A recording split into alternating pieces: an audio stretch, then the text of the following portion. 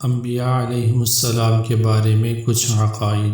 انبیاء علیہم السلام وہ انسان ہیں جن کے پاس اللہ تعالیٰ کی طرف سے وحی آتی ہے اور انہیں اللہ تعالیٰ مخلوق کی ہدایت اور رہنمائی کے لیے بھیجتا ہے۔ نمبر 1، ان میں سے جو نئی شریعت لائے انہیں رسول کہتے ہیں۔ نمبر 2، دنیا میں سب سے پہلے انسان اور نبی حضرت آدم علیہ السلام ہے۔ آپ سے ہی انسانی نسل چلی، اسی وجہ سے آپ علیہ السلام کو ابو البشر یعنی انسانوں کا باپ کہتے ہیں۔ نمبر 3، انبیاء کرام سب انسان تھے اور مرد، نہ کوئی جن نبی ہوا نہ عورت۔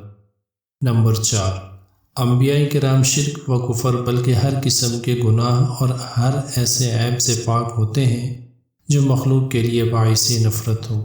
نمبر 5، اللہ تعالیٰ انہیں عقل کامل عطا فرماتا ہے، دنیا کا بڑے سے بڑا عقل مند ان کی عقل کے کروڑویں درجے تک بھی نہیں پہنچ سکتا۔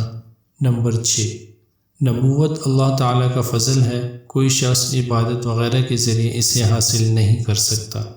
نمبر 7، اللہ تعالیٰ انبیاء کرام کو معجزات عطا فرماتا ہے جو ان کی نبوت کی دلیل ہوتے ہیں۔ نمبر 8، انبیاء کرام تمام مخلوق سے افضل ہے۔ نمبر 9، ان کی تعظیم و توقیر فرض ہے۔ نمبر 10، اور ان کی ادنیٰ توہین یا تکذیب انکار کرنا کفر ہے۔ نمبر 11، اللہ تعالیٰ نے حضرت آدم علیہ السلام سے لے کر ہمارے نبی صلی اللہ تعالیٰ علیہ وآلہ وسلم تک بے شمار نبی اور رسول بھیجے۔ ان کی صحیح تعداد وہی جانتا ہے کیونکہ اس بارے میں مختلف روایتیں ہیں، لہٰذا یہ اعتقاد رکھنا چاہیے کہ اللہ تعالیٰ کے ہر نبی پر ہمارا ایمان ہے۔ نمبر 12، کہنا ہی ہو تو یوں کہا جائے کم و بیش 1,24,000 انبیاء کرام دنیا میں آئے۔ بعض انبیاء کرام علیہ السلام رتبے میں بعض سے اعلیٰ ہیں اور سب سے بڑا رتبہ ہمارے مولا، ہمارے آقا و مولا سید الانبیاء محمد مصطفیٰ صلی اللہ تعالیٰ علیہ وآلہ وسلم کا ہے۔